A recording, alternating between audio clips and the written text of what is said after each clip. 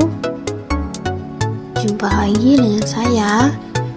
Pada kesempatan kali ini, saya yang bernama Dina Anggun Saputri dari Program Pendidikan Tadris Biologi asal Fakultas Tarbiyah Ilmu dan Keguruan dari Universitas IAIN Metro ingin mempresentasikan tentang hasil esai saya, yaitu tentang informasi sebagai makna data yang berkaitan dengan organel-organel sel dalam ruang lingkup biologi. Pendahuluan, istilah sel pertama kali dikemukakan oleh Robert Hooke pada tahun 1667 pada saat mengamati sayatan gabus dengan mikroskop. Ia melihat adanya ruangan-ruangan kecil yang disebutnya cella atau yang berarti kamar kecil. Evolusi sains seringkali berada sejajar dengan penemuan peralatan yang memperluas indera manusia untuk bisa memasuki batas-batas penemuan baru. Penemuan dan kajian awal tentang sel memperoleh kemajuan sejalan dengan penemuan dan penyempurnaan mikroskop pada abad ke-17 sehingga mikroskop sejak awal tidak dapat dipisahkan dengan sejarah penemuan sel. Seiring berkembangnya teori sel, beberapa ahli telah mencoba menyelidiki tentang struktur dan fungsi sel, dan kemudian muncul beberapa teori tentang sel. Sejarah ditemukannya teori tentang sel diawali penemuan mikroskop yang menjadi sarana untuk mempermudah melihat struktur sel. Berbagai penelitian para ahli biologi antara lain seperti berikut. Yang pertama itu teori sel menurut Schleiden dan T. Schwann. Ini berpendapat bahwa setiap tumbuhan tersusun atas sel, sedangkan Schwann ini berpendapat bahwa setiap tubuh hewan itu tersusun atas sel. Dari kedua pendapat tersebut, itu disimpulkan bahwa sel merupakan unit struktural atau penyusun tubuh organisme. Yang kedua, teori sel menurut Max Schulze. Max Schulze ini berpendapat bahwa protoplasma merupakan struktur dasar organisme yang merupakan bagian-bagian penting dari sel. Pendapat ini mendapat dukungan dari Felix Dujardin yang menyatakan bahwa protoplasma merupakan cairan hidup yang terdapat di dalam sel hidup. Di dalam protoplasma terdapat organel yang berfungsi melaksanakan fungsi hidup, yaitu bernafas, bertumbuh, atau berkembang. Maka muncul teori yang menyatakan bahwa sel merupakan unit atau kesatuan fungsional. Sel ini tidak hanya sebagai penyusun tubuh organisme, tetapi juga pelaksana hidup organisme. Dengan demikian, fungsi hidup dilaksanakan oleh sel.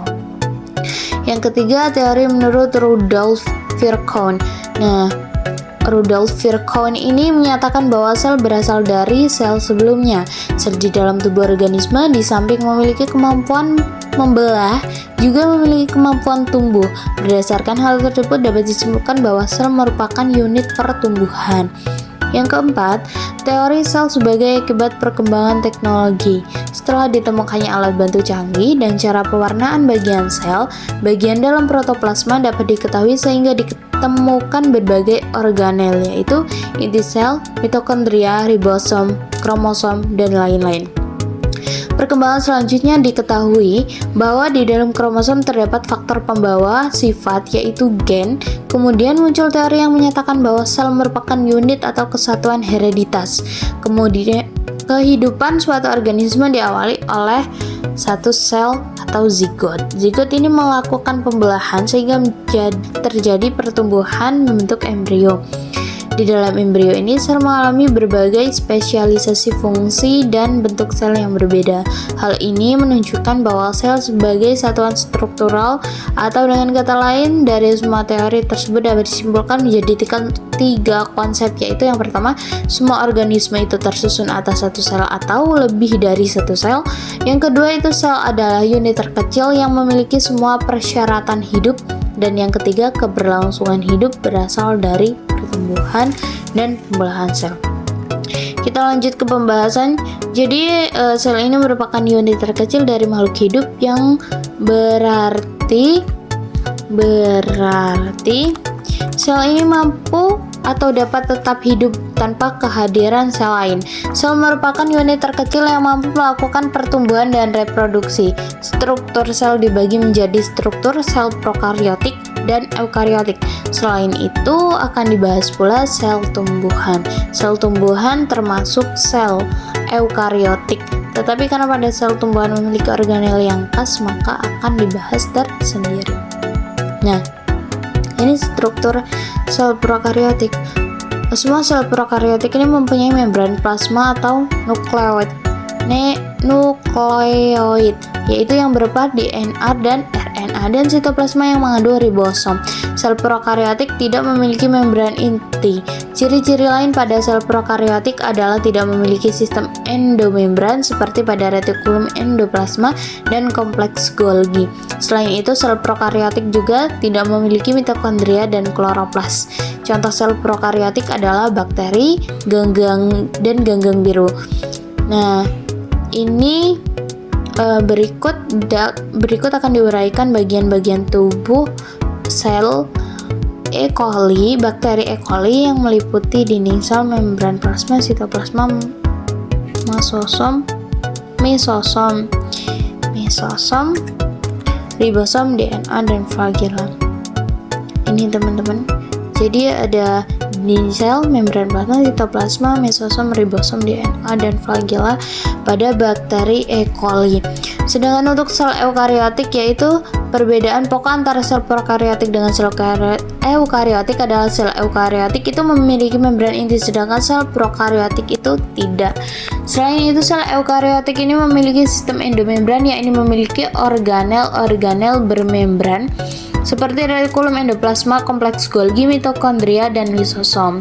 Sel eukariotik juga memiliki sentriol, sedangkan sel prokariotik tidak, gitu.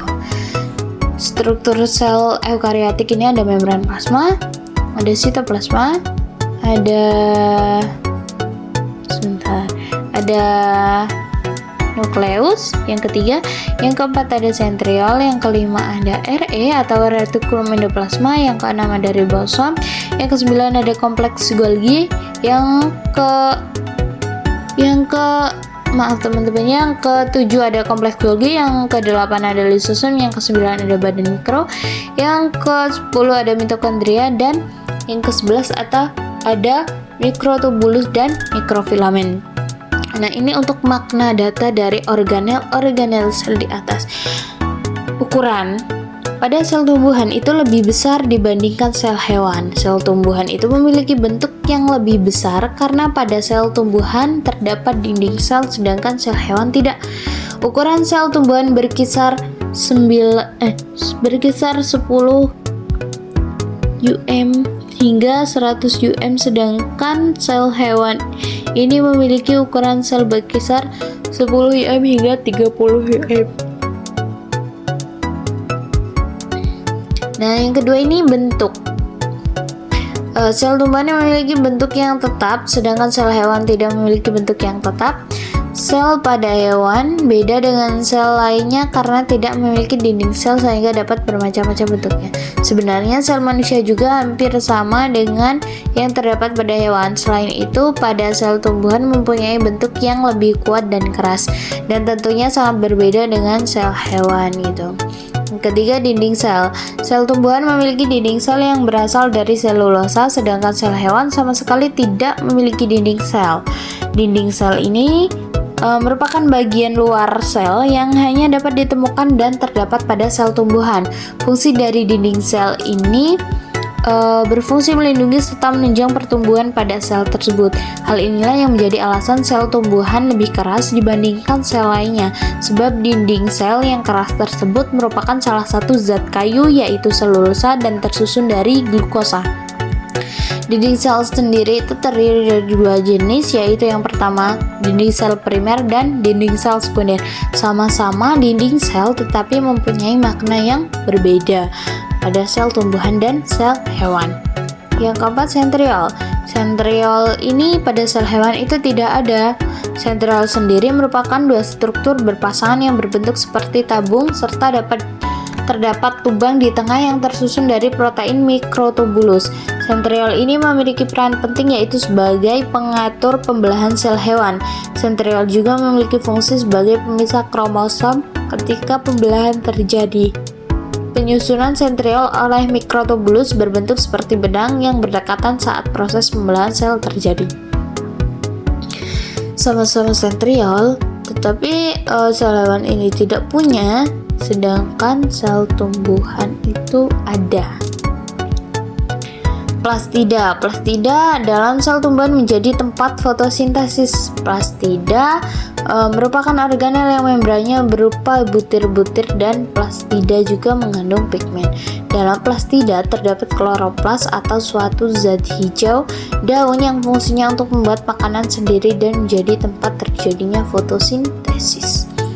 Yang keenam ada spindel.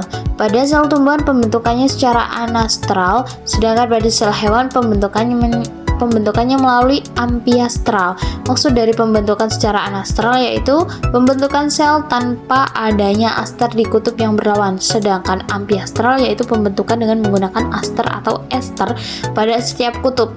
Spindel ini memiliki bentuk seperti benang dan masih termasuk dalam bagian kromosom. Spindel juga memiliki fungsi sebagai penggerak kromosom ketika proses pembelahan sel terjadi.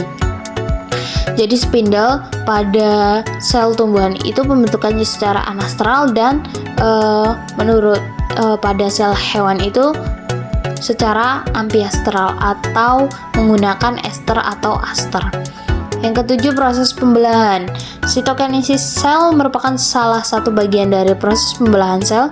Pada sel tumbuhan, sitokinesis sel akan membentuk lempeng mitosis, sedangkan pada sel hewan akan membentuk furrowing. Biasanya pembelahan pada sel tumbuhan secara mitosis akan diikuti oleh sitokinesis dan sitoplasma. Jadi proses pembelahan pada sel tumbuhan itu sitokinesisnya akan membentuk lempeng mitosis, sedangkan pada hewan itu membentuk furrowing gitu. Lisosom. Lisosom merupakan organel sel yang berbentuk kantong dan memiliki fungsi dalam sistem pencernaan intrasel. Pada sel pertumbuhan tidak ada lisosom karena tidak ada pencernaan dalam tumbuhan. Beda halnya dengan sel hewan yang memiliki lisosom dan mengandung sejumlah enzim yang dapat membantu proses pencernaan atau pemecahan zat dalam sel hewan. Yang kesembilan yaitu vakuola. Vakuola ini merupakan organel sel penting berupa rongga berisi cairan yang bisa ditemukan dalam sel hewan dan sel tumbuhan. Tidak semua sel hewan dilengkapi dengan vakuola. Ada beberapa jenis hewan yang tidak memiliki vakuola, seperti hewan uniselular rendah yaitu protozoa, sedangkan pada sel tumbuhan vakuola ukurannya lebih besar dibanding yang ditemukan dalam sel hewan dan jumlahnya banyak. Semakin besar ukuran vakuola, tandanya semakin tua umur tumbuhan tersebut. Jadi di vakuola ini sel hewan ini tidak semuanya mempunyai vakuola, tetapi di sel tumbuhan itu ada dan jumlahnya lebih banyak. Kesimpulannya, sel merupakan unit terkecil dari makhluk hidup yang dimana di dalamnya terdapat organel-organel, dan sel merupakan struktur terkecil yang mampu melakukan pertumbuhan dan reproduksi. Struktur sel dibagi menjadi struktur sel prokariotik dan eukariotik. Pada makna data, organel-organel pada sel terdapat 9 organel yang sama dan dimiliki oleh sel hewan serta sel tumbuhan, tetapi memiliki makna yang berbeda-beda. Mungkin itu saja materi yang dapat saya sampaikan tentang esai informasi mengenai makna data. Makna data yang ada pada organel-organel sel dalam ruang lingkup biologi. Kurang dan lebihnya esai saya, dan apabila saya ada salah kata, perbuatan, maupun perilaku yang kurang berkenan dengan teman-teman, saya mohon maaf yang sebesar-besarnya. Saya akhiri, wassalamualaikum warahmatullahi wabarakatuh. Sampai jumpa.